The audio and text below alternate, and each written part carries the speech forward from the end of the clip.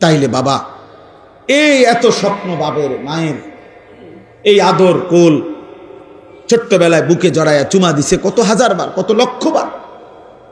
মায়ের স্বপ্ন, বাবার স্বপ্ন, এই সব কিছুর বিনিময় ছিল এই বদলা যে 16 বছর বয়সে আজ তুমি এক ওয়াক্ত নামাজ পড়ো না, 365 দিনে কোনো দিন ফজরের নামাজ তোমার কপালে জোটে নাই, আর তুমি সারা রাত সারা দিন উলঙ্গ ছবি আর নর্তকী দেখলা। তাহলে তোমার মায়ের দুধের এই তো বদলা না? মায়ের পবিত্র দুধের এই বদলা দিলা? 2 বৎসর 9 মাসের মায়ের গর্ভের এই যন্ত্রণা কষ্ট সইলেন, এর এই বিনিময় দিলা? এই তো বিনিময়।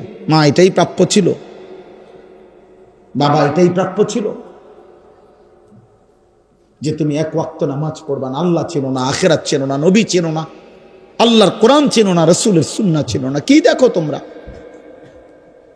বলো না আব্বা এত কম বয়সে এত নষ্ট হয়ে গেল কেন? এত কম বয়সে এত চরিত্রহীন হয়ে গেল কেন? এত অল্প বয়সে এত নারী দেখো কেন?